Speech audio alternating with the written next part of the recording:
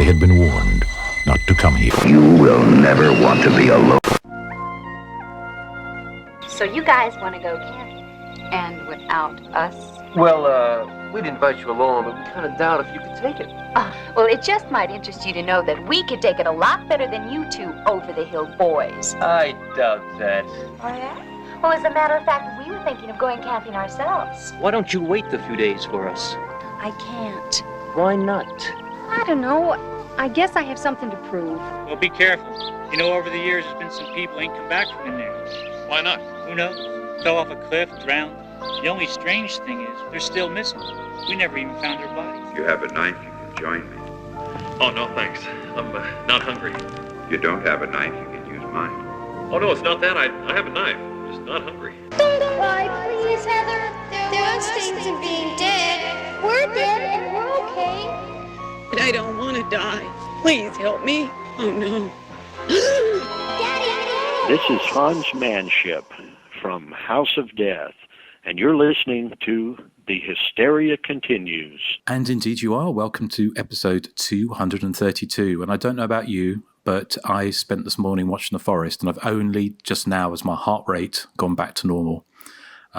Terrifying, isn't it? It is terrifying. We are back, and we're back into the woods, deep into the woods, with a Nathan pick from it's one of those films that it's most commonly it's down as 1982, although I'm sure we'll discuss when it was made and when it was released. But Nathan, are you glad to be doing another Nathan pick?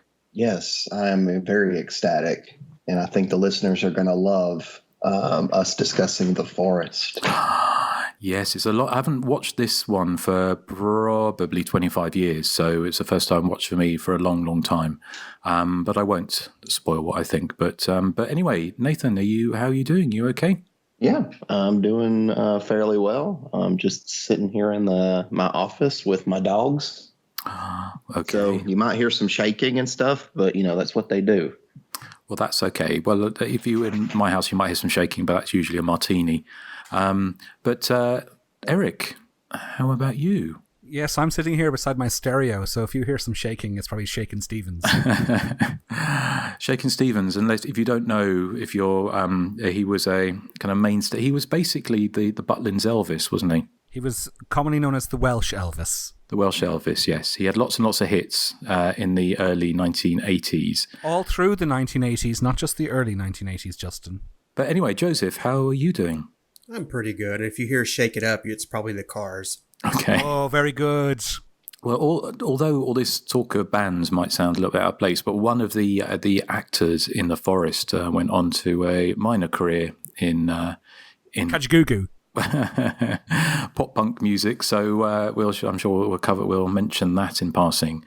So anyway, before we get on to the kind of the terror in the forest, let's have a little chat and see what we've been watching recently. So Erik, how about you? Have you caught up with anything? Not that anything horror related. I saw one thing this week that might interest you though, Justin, and it's very odd that you actually used the phrase "the decade the world turned dayglow," because if you remember the band X-Ray Specs, who had a song called "The Day the World Turned Dayglow," there's a documentary doing the rounds at the moment. It was actually shown on Sky Arts, although I think it's available to download from everywhere because it was meant to be theatrically released, but with everything going on, it hasn't.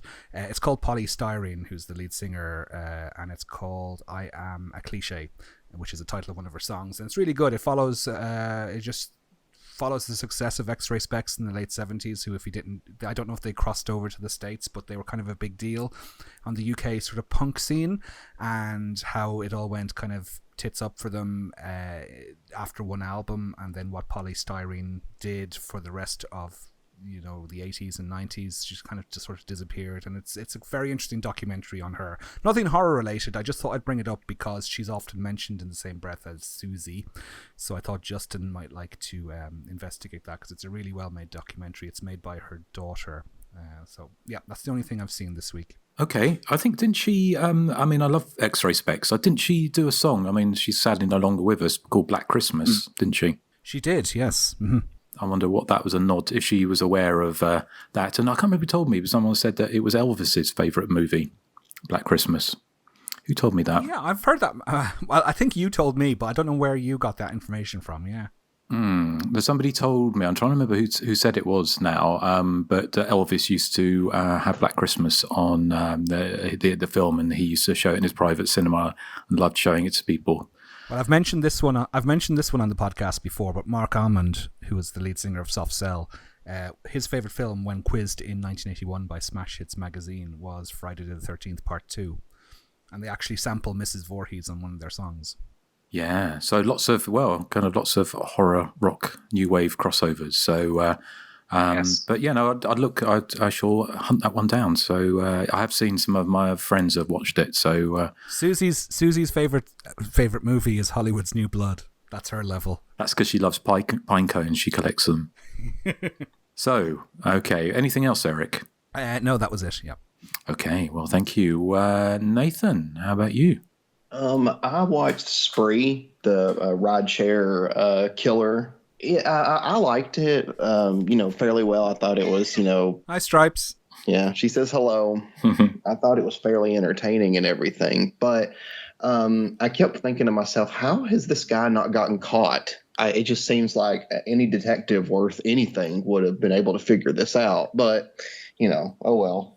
It was entertaining, and I was definitely glad I watched it. So, thank you for the semi-recommend there, Justin. Well, I kind of got the impression that it was part of the joke, wasn't it? That although he kind of did this kind of spree killing to get more kind of views, that he was such a loser that even when he was going around killing people, nobody was watching. Yes, I do agree with that. I thought they did a really good job in the movie. The actors did, especially the main guy. Cool. Okay. Right. Yeah. Well, and anything else? I watched Last Dance, which is about it's the night of the DTV contest, and the people at this nightclub are getting set up for it, and there's like the dancers, the bartender, the janitor, like there's all these people, and there's also a killer. So people start getting killed off one by one, and it's a whodunit. It's definitely something that we need to watch at some point.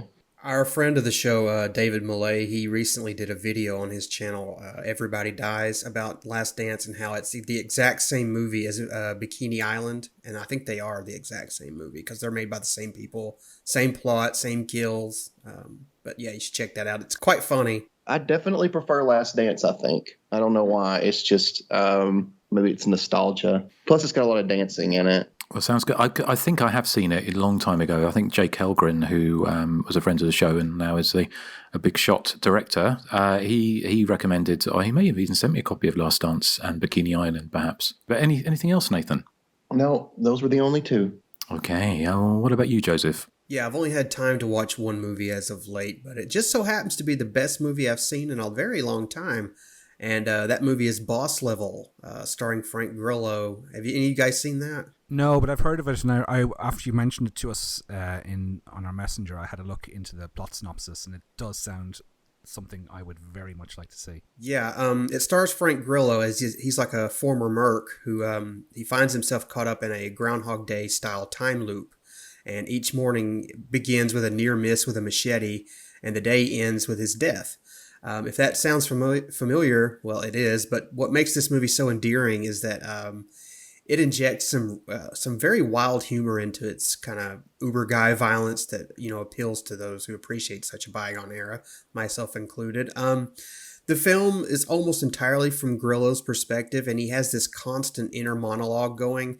He's basically expressing his exasperation and bewilderment while dodging bullets, katanas, and bombs, and harrowing car chases and some wacky assassins.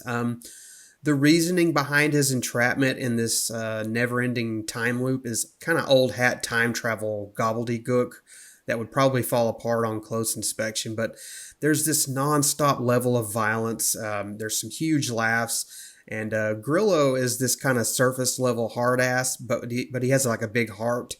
It also features a really fun turn from Mel Gibson as the villain.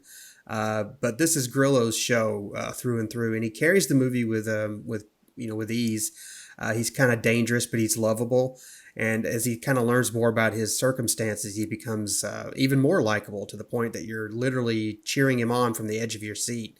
Like Eric said, it's not a horror movie. It's more of a sci-fi action flick, but the bloody set pieces will appeal to the gorehounds, as there's something of a genre approach to the violent material.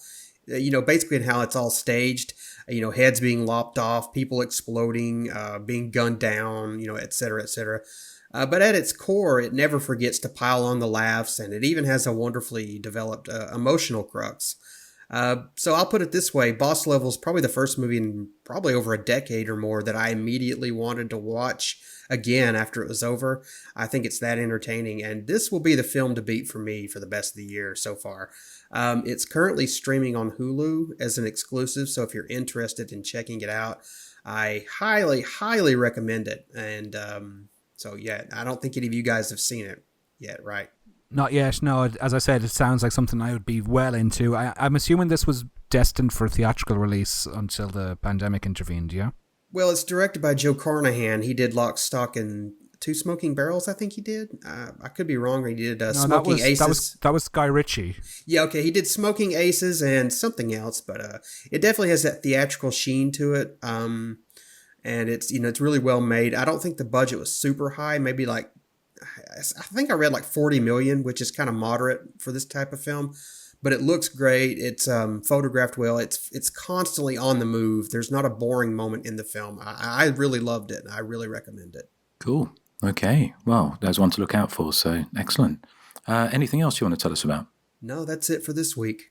Okay. Well, I caught up with a couple of newer films and a couple of older films. The first one was, you remember we talked about that Netflix documentary about the Cecil Hotel? I can't remember what it's called now, but I saw a film called Followed, which is another kind of on the social media found footage type affairs from 2018, which kind of follows a kind of a paranormal investigator, YouTube celebrity who is there to stay in this hotel, which to spend 3 nights in this hotel where this famous serial killer had lived, and also an infamous tape of a woman in an elevator had been taken. And interestingly enough, it's although it's obviously based on a Cecil Hotel and Elisa Lam and Richard Ramirez, they've changed the names of everything. So Elisa Lam's called something different, Richard Ramirez has got a different name, and the hotel's called something different as well.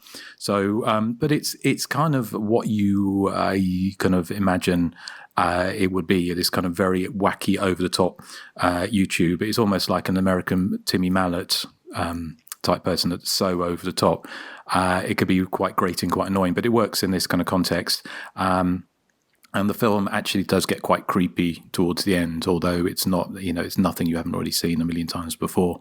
But a good way to pass 90 minutes if you're not too demanding. So any of you guys seen that or heard of that one? I've never heard of it, actually. Right. Well, the other one is a film that I wanted to see for a little while. It's because I'd seen some good notices about it. It's called, I think it's from last year. It's called Alone.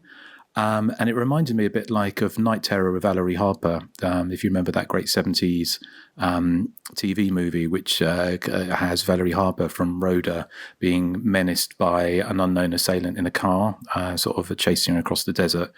And so this is kind of swaps the desert for the kind of, the woods, I kind of guess. It features a lone woman who's recently widowed, is driving to start a new life. And she becomes a target of a serial killer who kind of follows her.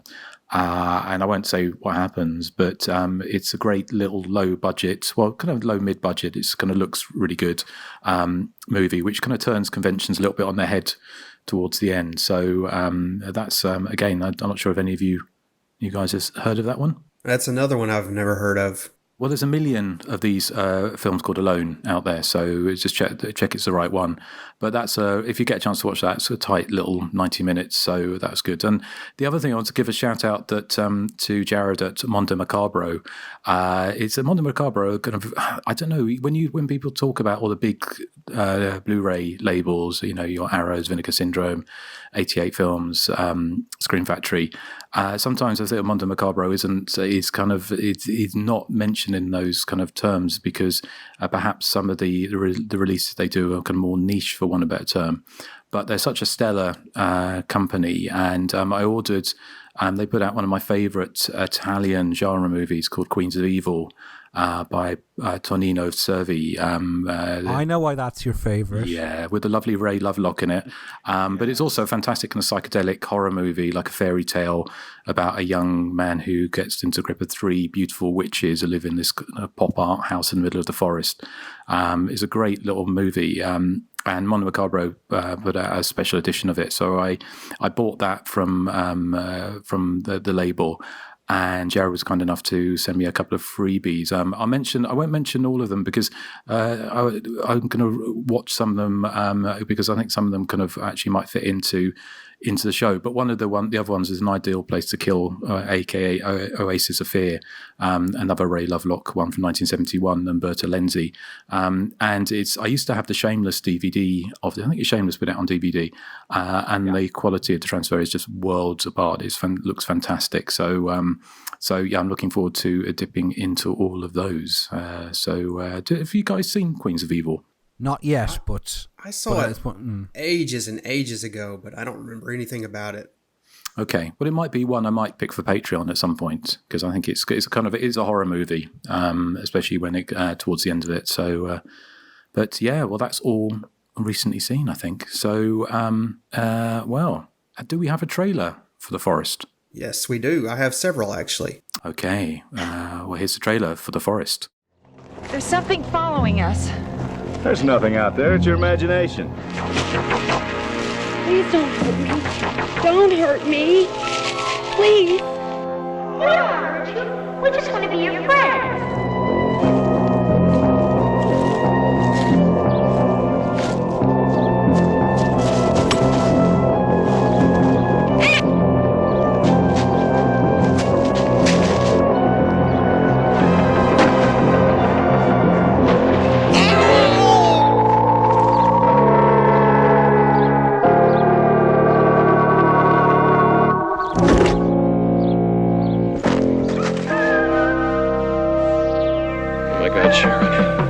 Sharon, where's Charlie? I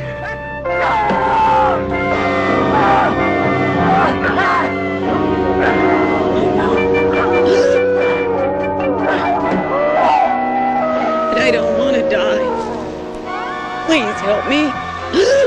Daddy, no! If you come to the woods, you might be the meal. Steve Brody and Jeanette Kelly star in this chilling nightmare of a camping trip that turns into a cannibal feast. Pursued by the ghosts of a mother and her children, 2 women campers are attacked by the demented father killer of the ghostly trio. One of the women escapes. The other is butchered. The male campers take refuge in the cave of the killer and are invited to a feast. Charlie's portion features his dear departed. The next morning, the male campers are attacked and one survives. The other is to become breakfast for the crazed killer. With the help of the ghostly children, the 2 campers destroy the evil and escape the forest, at least for now. And that is the back of the Prism video box, which seems to want to tell you every single detail that happens in this film. You know, there are several movies that do that kind of spoil a lot more than they should. I'm a big fan of The Forest. I always have been. I love the opening scene where the 2 campers are getting stalked by the killer. I think it's very well done and a lot of fun. And that hunting knife is huge. I'd be a little worried about that because I think it would hurt if somebody got stabbed with it. Yes, Gee, Nathan. You don't think? Yeah. I thought it would just tickle. The reactions in the movie make me think it hurts too.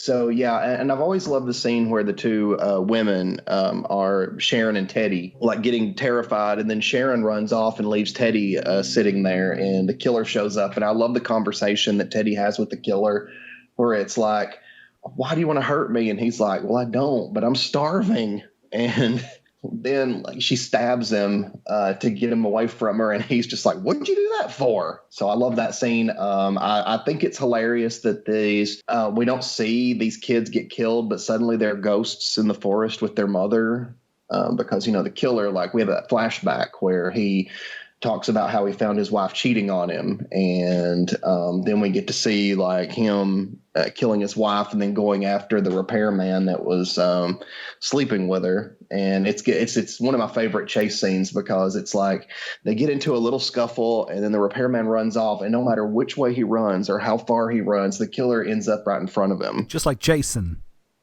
Yeah, I think that was a lot of fun. It's a very fun movie. I love it. I love the characters. I love the scenery.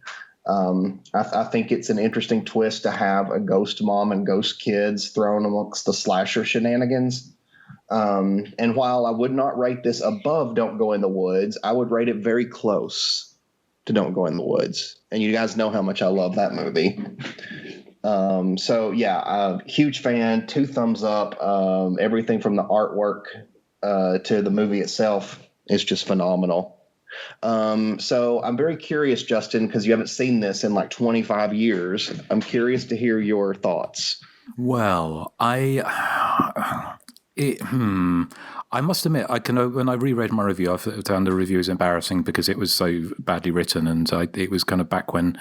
For two things in my defense. One, when I started Hysteria Lives, and that must have been written over 20 years ago, is that I kind of wanted everything to be a bit like Halloween or Friday the 13th. And when films weren't, I was disappointed. And so I kind of approached it with an open mind this time because I thought, and there are things in it I did like, I couldn't help but enjoy the early 80s ambience. The opening kills are quite not well done exactly. I mean, obviously the film is clearly inspired by the success of Friday the 13th.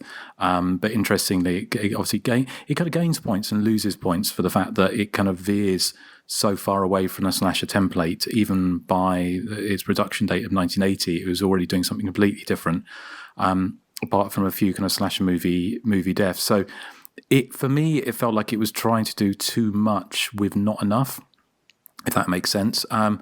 I probably would have preferred it if it had been a slightly more straight ahead slasher movie, because I don't think for me the ghost stuff wasn't done particularly well.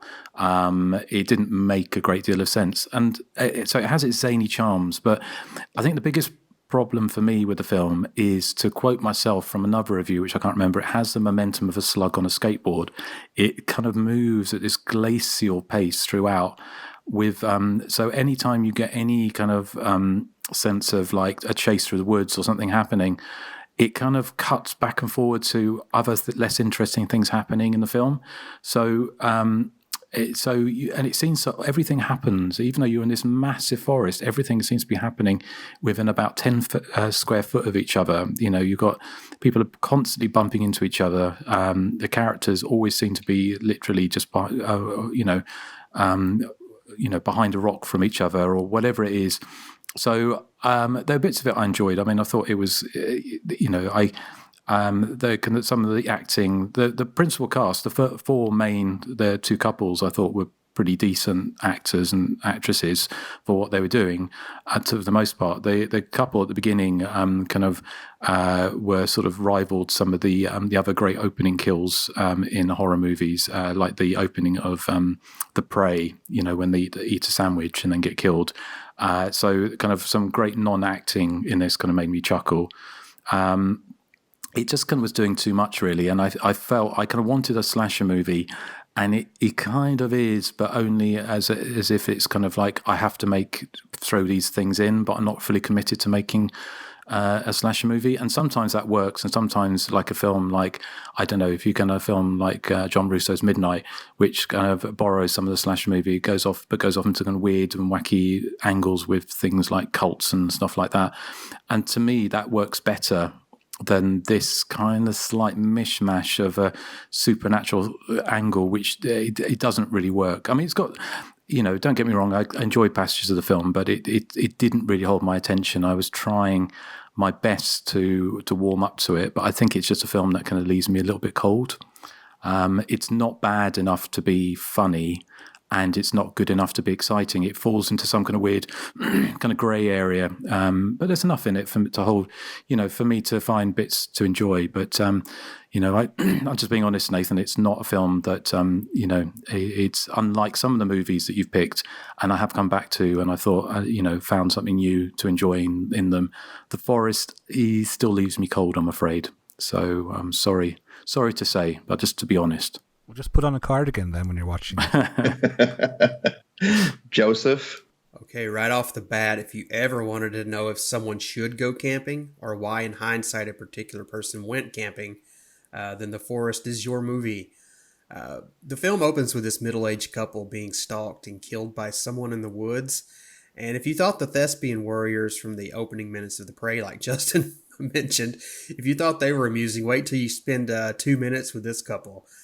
We then cut to a couple of guys stuck in traffic who seem to chit-chat about inane BS until one of them decides it would be a good idea to escape the smog and bumper-to-bumper city life for a week in the woods. Only that doesn't really happen quite yet. They instantly tell their wives their plans, and then we get a seemingly endless scene showcasing the battle of the sexes. It seems the women want to go camping as well, only the guys think it'll be too dangerous. But these women are out to prove themselves. This would be a good foundation for a suspenseful film about the nature of survival outweighing gender stereotypes. But with The Forest, it's a not so subtle way to fill the runtime because they inexplicably decide to take separate cars. Not only that, they discuss endlessly why they're taking separate cars. And once they've taken their separate cars, we get endless scenes of them discussing where they're going and, you guessed it, why they took separate cars. The Forest, it seems to be building upon this phony suspense mechanism with the guys trailing the women by a few hours to kind of create this false race against time scenario. And it does whatever it possibly can to make sure there's a lapse between the two sets of people, with the guys having radiator trouble for no other reason than to stall the narrative. When everyone's finally in the woods, still separated by convenience of the plot, we get endless scenes of ghostly children lamenting the kind of the murderous ways of their cannibalistic madman father, who has a lopsided reason for killing, especially women. The children exist only to create this false sense of unease because ultimately their only real function is to act as exposition for this, rather boring killer with a sexism complex. I think ultimately the Forest wants to tell this story of rising above the imposed stereotypes set upon women by the male sex, which is all well and good, but the movie's so clunky and badly edited, with a killer who isn't scary in so much that he just resembles some guy you'd see at a truck stop buying a pack of Pall Malls or something. To be fair, I think the woods look really good here, and I got a real kick out of some of the wonky synth score, but man, Nathan, talk about a slog to nowhere. I didn't really hate the film, but the characters were somewhat likable, if maybe a bit too loquacious, but ultimately I felt like the entire movie was this incoherent dream, with the guys actually still stuck in traffic, and I felt like I too was sitting behind the wheel of a car screaming at the endless line of gridlock ahead of me. I can't say I'm a fan, I'm afraid, but I can see it has a few charms going for it, not least of which is that great cover artwork and some decent photography here and there. I feel like a lot could have been trimmed to make a leaner movie, as the supposed important story elements, they feel like padding, like the ghost children. I think they're just completely useless in this film. In my mind, they could have easily cut that stuff out and I wouldn't have lost any sleep. Instead, I was fighting sleep watching this. I don't think it's a total waste, but it's nothing I'd be in a hurry to see again. And that's what I thought of The Forest, Nathan. Sorry. Eric. Okay, well, I'm slightly more positive than the other two, you'd be glad to hear, Nathan, because parts of this I actually really quite liked. As Joseph and Justin have both pointed out, the woods look incredible in this film. It's a gorgeous backdrop for a slasher film. And I love the woods as a setting for slasher films, which is probably why Friday the 13th is my favorite of the franchises. But so the first half hour or so, when it's kind of set in daylight in the woods, and apart from that endless battle of the sexes discussion that Joseph was mentioning, apart from that, I'm kind of with the film for the first half hour or so. I liked the double murder at the start. I thought it was very in keeping with the slasher genre, and as you said, the knife to the stomach looked very painful indeed in that moment where that poor man gets killed. In the scenes with the two camps, the boys and the girls hiking through that sun-drenched forest, I was kind of getting vibes of Just Before Dawn. And if you were watching this for the first time, now this wasn't my first time seeing the forest, but if you were watching it for the first time, I can imagine you're probably getting your hopes up that it's going to turn into some kind of Just Before Dawn suspense fest, and a terrifying second half was in store. But then you're introduced to the ghost children. Now, I'm not against the ghost children subplot in this, or the ghost mother. I thought this is an interesting twist on the slasher formula. They're going off in a slightly different direction. And also the young kid the boy ghost is played by an actor called Corky Burger, which when his name popped up in the credits, I was like, oh my god, I have to watch this film now. Who the hell would... Did you laugh, Erik? I did laugh. I see you. I could see you laugh. Oh, sorry, Corky Pigeon, which is even sillier than Corky Burger. Imagine being called Corky Pigeon. Imagine that on your credit card. That'd be so weird. Anyway, the point for me where I begin to lose interest is not the ghost children. The point for me where I lose interest in the forest is when the killer is introduced, because as Joseph was saying, he's just kind of drab and bland. And I've said this a zillion times, I prefer my killers to be either masked and silent or just hiding in the shadows and maybe revealed who they are at the very end of the film. But in this, he speaks to to people, and he's just some kind of middle-aged schlub who sits around in his cave eating human flesh and not much else. I did enjoy the flashback scenes though to explain his madness. I love the idea that he catches the repairman in bed with his wife, and the repairman then says, "Oh, I'll just go and fix the fridge for you now." It's like he still can. Well, that's professionalism, I have to say. He still continues with the job of fixing the fridge, even though he's just been caught doing the horizontal mambo with that guy's wife. It's kind of foolish of him as well, to be fair, because I would be out of there, regardless of whether the guy was psychotic or not. Not that I'd ever be caught in bed with somebody's wife, ever. So, I thought some of the murder scenes were good. As you said, Teddy's murder, although it shows the killer approaching her in shadow, the shadows cast against the rocks, and it looks like he sort of very lightly taps her on the head with the knife, which I thought was kind of funny. But then the bits after that I thought were quite effective, where she's trying to crawl away to safety.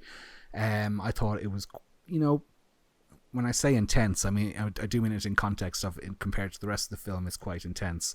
I had a chuckle at some of the occasional stunt work, which looked very much like staged You've Been Framed / America's Funniest Home Videos, where somebody slips on an embankment and they sort of gently roll down the hill, or when the guy slips on the log, which causes him to break his leg.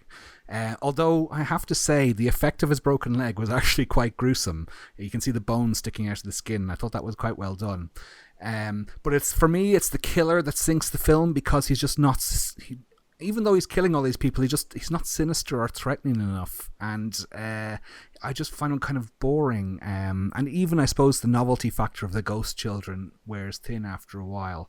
So it's kind of me, like we said, the prey. It also has a bit of Dunko in the Woods, and also its backdrop makes it look like Just Before Dawn for some of it. Unfortunately, it never reaches those heights. But I mean, the first half of the film I really was enjoying, and as Justin said, the early 80s vibe was there, which gives it automatically gives it a couple of stars as a starting point. So I do think the 1-star review in Hysteria Lives is kind of harsh. I would give this probably 2.5 out of 5. I thought it was decent enough. I found it a shame that the killer in it was just so lame, I suppose, from my perspective anyway. If they had encountered a silent killer who lurked behind the trees and jumped out every now and again, it would have been a much better film. I think, Justin was saying, if they'd gone for a more straightforward slasher approach, I think it would have possibly been a better film. But I do like, 50% of the film, I would say. And I think it's certainly far better than its reputation suggests. But that's only because you forced me to watch things like Hollywood's New Blood. Oh, no, that wasn't your pick. Sorry, Nathan. I shouldn't accuse you of that one. Well, one thing I wanted to ask about, because they always, in these films where people go, okay, we're going to go to the campsite, it's like 2 days that way. How do people know how to get across forests? Because they're not going on trail, are they? Compass and map. I guess so. They have sat-nav on their and 3G on their smartphones. What, back in 1980? Yeah. Well, I think maybe I've just seen Blair Witch Project too many times to kind of, I think, getting lost in the woods. But it's certainly a time capsule, isn't it? And I do love the fact that you've got these films, the early 80s films, before perhaps the kind of slasher template was really set, that people were taking elements of films that were popular at the time and thought, well, let's do a different type of movie. I mean, it never really says why the killer turned to cannibalism, does it really? Apart from he says he's hungry. Well, yeah, maybe he doesn't like berries. And when he got to the woods, he realised, oh crap, I don't like berries. What am I going to do to eat? Well, maybe. I mean, the forest ranger, I think it was played by the director, wasn't he? He kind of says there's been lots of people going missing in the woods and they never find their bodies, presumably because he's eaten them all. So, it's anything else you want to say in the defence of the forest, Nathan? You can try and persuade us. I think it's very brilliant. I never thought about it that way. You've totally changed my mind. Yeah, you've taught me around. I'm glad that I was able to help. Thank you. Well, shall we move on to some background? We should. Yeah. What have you got for us, Nathan? I've got the killer and the final girl in the movie were actually a married couple in real life. So I'm like, that was a very interesting little tidbit. And I also got the writer-director of the film basically lost his house acquiring funding for making the film. Did he ever find it? Yeah, it was a few streets over. Oh, okay. That's good. But the movie itself, that's what I got. I'm just wondering if you found the German title for the forest. No. Das Forest. Das Forest? No, I don't know. Das Forest. That's what Nathan would say. Well, Joseph, what have you found for us? Yeah, The Forest was released in the United States to both Betamax and VHS on the Prism label in 1983, and both versions contain trailers for Bog and Eaten Alive. It was released to VHS in the UK in 1983 via Cobra Video, and the back of the UK release features a watermark that reads, "Dummy copy, not for sale," and I can understand why they didn't want to sell it. I carried a watermark. Yeah. It was re-released to Star Maker Video in 88 or 89, I believe. And of course, Star Maker, along with Video Treasures, they put out kind of budget re-releases of previously released content. And as an aside, both of those companies would later merge into Anchor Bay Entertainment. As I said, as an aside, a 35mm print of The Forest was screened at the Alamo Drafthouse as part of Terror Thursday on April 10th of 2008 at midnight, and admission was free, thank God. And writer-director Don Jones and actor Gary Kent were both in attendance to introduce the film. As Nathan said, Don Jones mortgaged his house to finance the film, and he paid his actors before paying off the deferment on his residence, so I thought that was kind of cool of him. TV Guide awarded the film a single star, saying this obscure low-budgeter gives the Friday the 13th formula a bit of a twist, introducing both a cannibal angle and ghosts. A human flesh-eating madman terrorizes people in a patch of woods haunted by the ghosts of his murdered wife and children. A poorly made effort that barely saw a theatrical release and is now available everywhere on videotape for less than $10. Thank God. And that's all I have on the background for The Forest. Okay, well, I'm sourcing all of my trivia here from Nightmare USA, which is Stephen Thrower's book. So I'm assuming you probably have a lot of stuff from that book as well, do you, Justin? Yeah, I've got some bits, but you go through. I mean, I've got a few other bits I found that weren't in there, so... Okay, so Don Jones, his previous films included Abducted, which is also known as Schoolgirls in Chains, and The Love Butcher, both from the mid-70s. He started working in the late 50s as an electrician on the set of movies, including a film he found himself working on was 1964's My Fair Lady, which is kind of the polar opposite of working on The Forest, I believe. You mentioned, Eric, you mentioned The Love Butcher. That movie is wonderful, and it's so much better than The Forest. Is it? Has anyone... Just to mention. Oh, The Love Butcher is fantastic. Okay. Well, The Love Butcher is kind of like a proper proto-slasher, isn't it? I reviewed it on Hysteria Lives, or there's a review. I can't remember if it was me, but I used to have a big box of that, and it's... Is it romantic? No, not well. It's kind of. I think the story is kind of. I haven't seen it for years, but isn't it this kind of ugly gardener who's kind of like wearing big bottle top glasses, and then he transforms himself into this Lothario, and he kind of this kind of sort of disco sexy man who murders women with garden implements. Yeah, it's very 70s. It's very 70s, but it's wonderful. We watched that at Grant's, Nathan, and I think we all three enjoyed it. I mean, it's definitely an odd one, but that's kind of what I like about the 70s proto-slashers. I like disco sexy men. Okay, so Don Jones' first film was called Excited, which he made in 1968, and it's a TNA fest that's apparently missing in action. But he co-directed it with a chap called, and see if this name rings any bells, guys, because we would have discussed him recently, Gary Graver. He is the director of Moon and Scorpio, yes indeed, which we did an audio commentary on for 88 Films. He also directed Trick or Treats in 1982. So this film, The Forest, was filmed over 12 days, mostly in the Sequoia National Park in California in October of 1980. The interior cave locations were filmed at Bronson Caves, which are very popular in American movies, probably most prominent in the Batman TV series. I'm assuming it was used as the Batcave. The shooting budget for the film was $42,000. Wow, it looks $42 million to me. Gary Kent uses the pseudonym Martin Brody, and his real-life wife, as Nathan was saying, Tommy Barrett plays Sharon in the movie. She's also using a pseudonym, Elaine Warner. This was for SAG reasons, because they didn't want to get in trouble with the Screen Actors Guild. Tommy Barrett actually worked as a choreographer on Brian De Palma's Phantom of the Paradise. So they had worked in big-budget movies. You know, they weren't just always relegated to Nathan movies. Sorry, Nathan. I'm just joking. I was going to say the $42 million budget. The $42 million is what I would sue the makers of this for having to watch this. Emotional distress. Bully. Now, Don Jones says this both in Nightmare USA and on the commentary track for The Forest. He says that the young girl, Becky Burke, who plays the ghost girl, she was 15 at the time, which I don't know if I believe or not, because she looks about 8. But Corky Pigeon, I just love saying that name, he was actually 8 at the time, which he looks. That opening sequence where those 2 hikers are murdered was an afterthought. It was added after the fact because his rough cut of the film was incredibly short. So I was laughing actually, Joseph, when you were saying they should cut loads of stuff out of the movie to make it better, but what they actually had to do was just keep adding stuff to bump up the running time. The finished film was picked up by a company called Comedia, and they intended to release it theatrically, although it was made with the vision to put it straight to video. Well, I'm not sure if that's true, because this was 1980 it was filmed, so would straight to video have been a thing then? I'm not 100% convinced.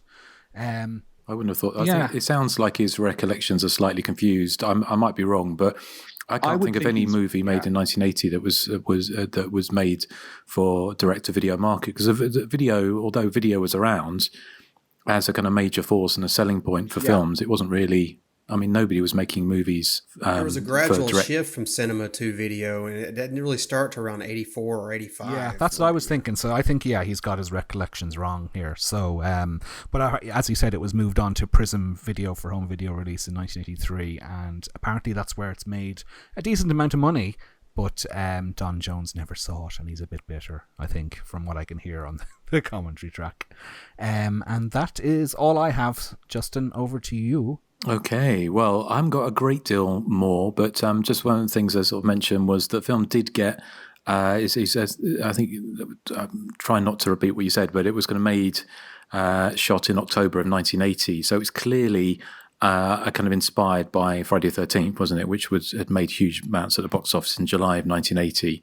So that obviously started this kind of tidal wave of blood throughout the forests of the United States with, Just Before Dawn, The Prey, all these movies which kind of took Friday the 13th as a launching pad, although I think there's some debate over whether or not The Prey predated Friday the 13th. But whatever, certainly was the forests, and hiking became very dangerous occupations around the early 1980s, and obviously took it especially if you're kind of chubby and you're eating banana at the side of the road.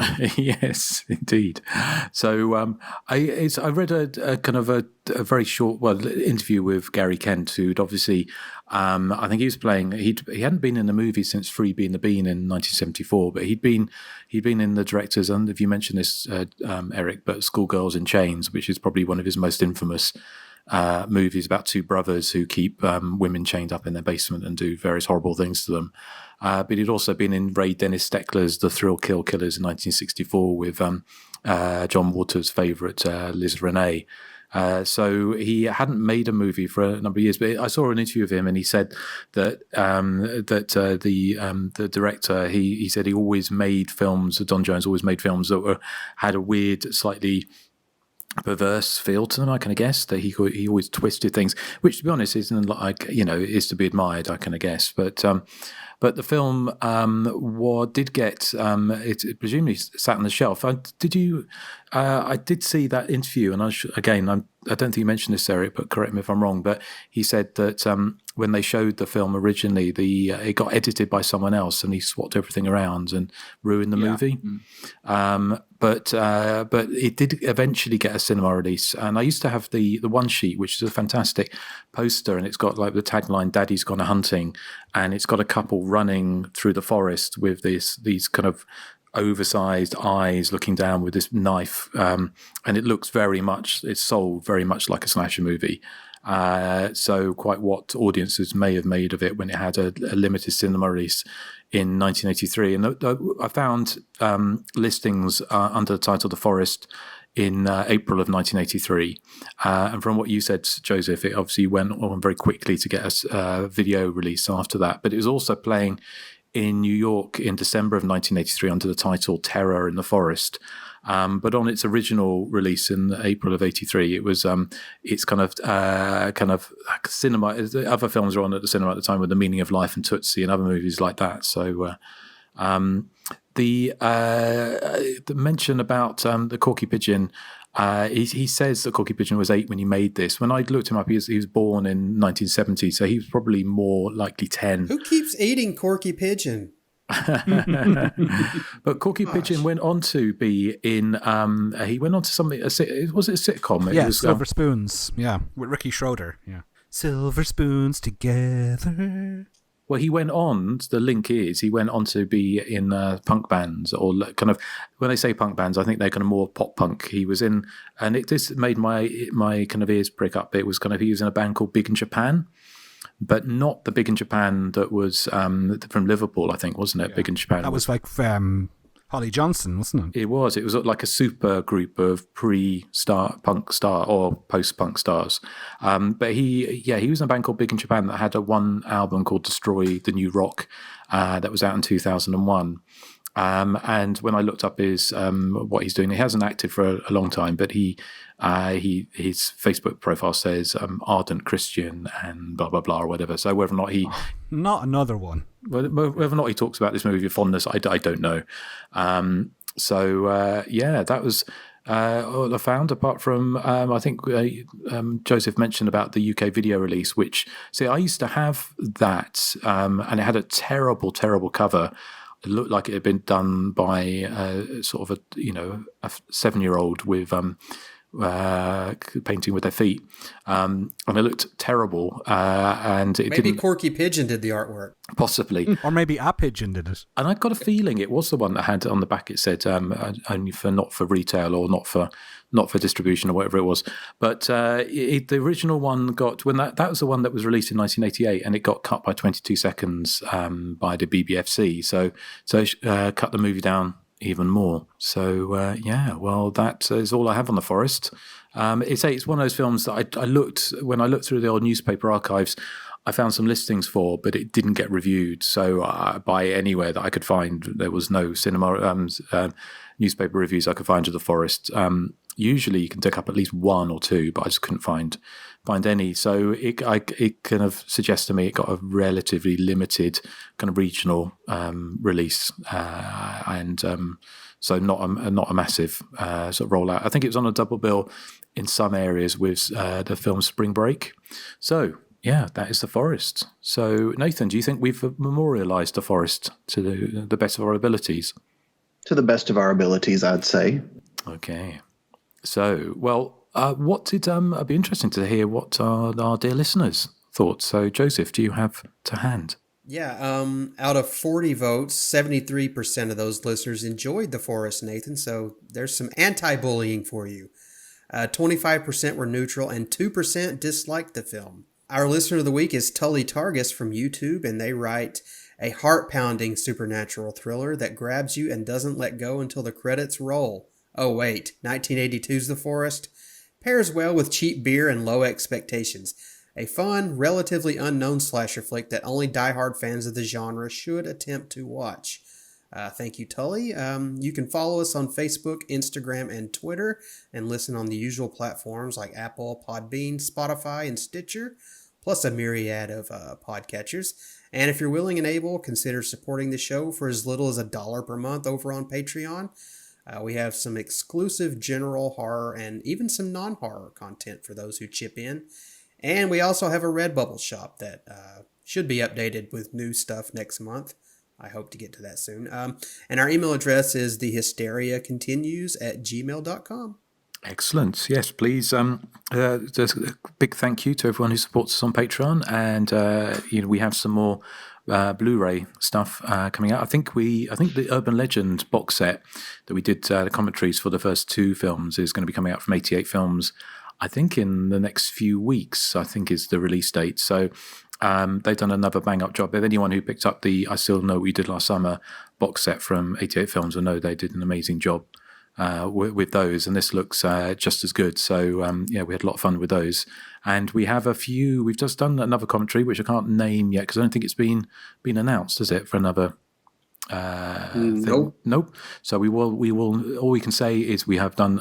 We're still working our way through slash movie commentaries, and we've got sort of plenty more to come. So Vinegar thank you Syndrome also released Rush Week just recently too. So we did that one. Did you mention that one, Justin? No, it wasn't the one that. Well, obviously that's out, but the one that we've done recently, we won't mention until we get the go ahead, which shouldn't be too far off. I wouldn't have thought. So.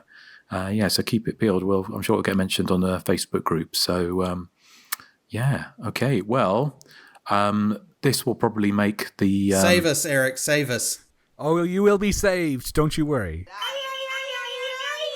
It's my joke of the week. It's so fantastic. So, how did they advertise this film back in 1982? Would you believe that they put out a teaser trailer and then branched out by creating an unbelievable main trailer?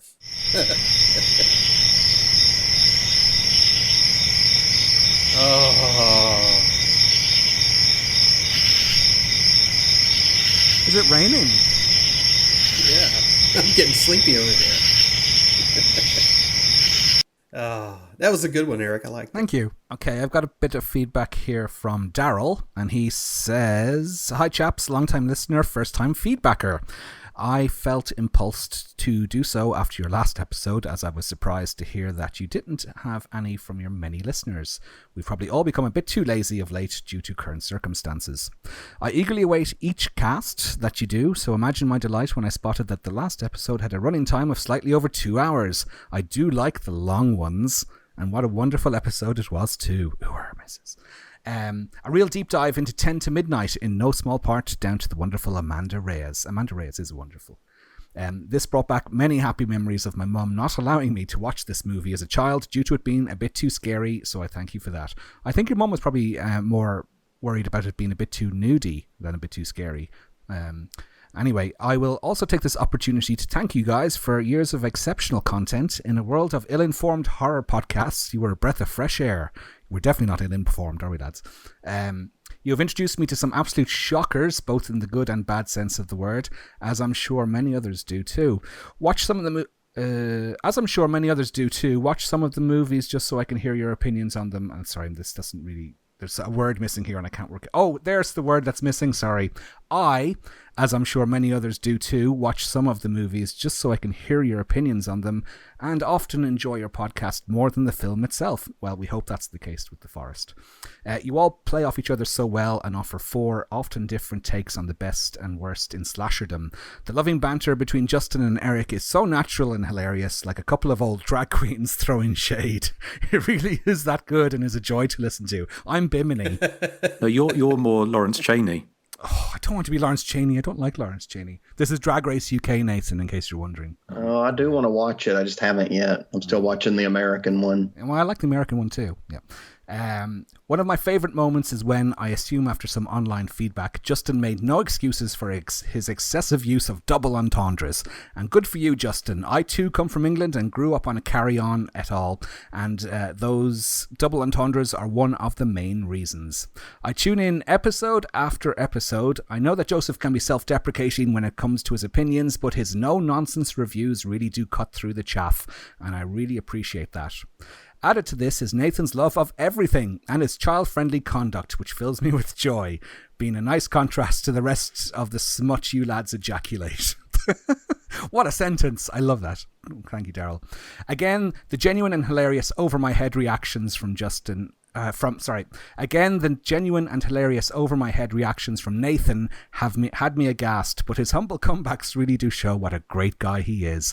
Unless he is the finest of actors, of course, and I don't think so, because I've seen his movies. Anyway, I don't want to go on, but I felt it necessary to write in, as I want you all to know that you are very much appreciated, and your last episode was perfect, but for one detail, no Nathan. Aww. Keep up the good work, chaps, and just so you know... I love Toya, and I think she's brilliant, and she's really sexy, and all her songs are brilliant, and she's far superior to Susie. Bye, Daryl. No, what did he actually say? No, he changed that, Erik. Play fair. Okay. He said, and just so you know, it's Susie all the way from me. Sorry, Erik.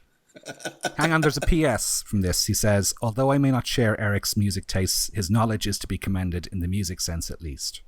Much love, Daryl. Well, thank you, Daryl. That's lovely to hear from a fellow Susie file, and brought up on Carry On film, so we're cut from the same cloth. Thank you. And I can't remember, I should have written this person's name down, but someone wrote that they started listening and listened to all 231 episodes in a row. Yeah, in the span of like 3 months. Oh, God, I thought you were going to say that had been continuously on. Well, he must have, because in 3 months, we've got like 3 months worth of material. It'd probably take 24 hours a day just to listen to it all. Yeah, because those early episodes are like 3 hours long. Yeah. So if we forgot, I should have written your name down. But if you're listening, which I imagine you are, unless you're so sick to the back teeth of us now after 231 episodes, especially after we followed the wonderful Amanda Reyes and the in-depth look at 10 to Midnight with The Deadly Intruder and Dog Flatulence. It was quite a change of pace, perhaps. But no, thank you for writing in and say, if obviously please do contact us and let us know what you like and what you don't like. We can take it. Well, Erik can, so I hear.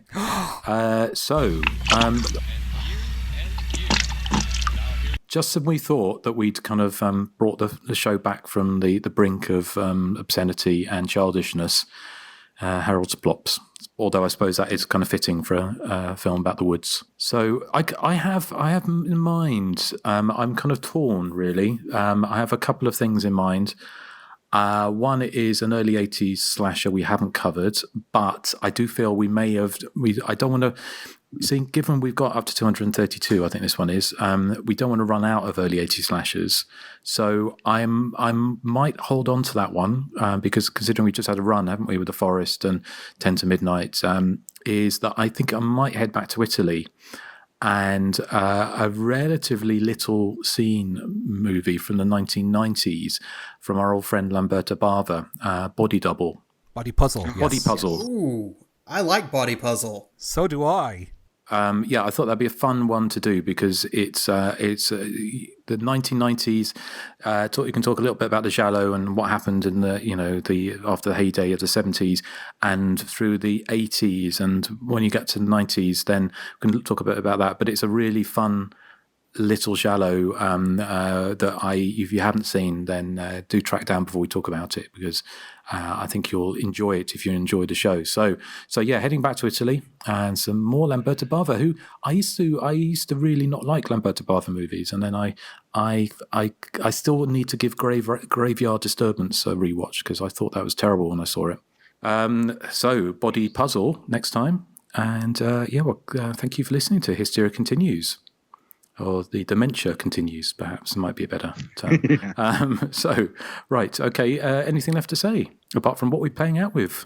We are going to play out with the song from The Forest, because you raved about it in your review, Justin. What's the one called again?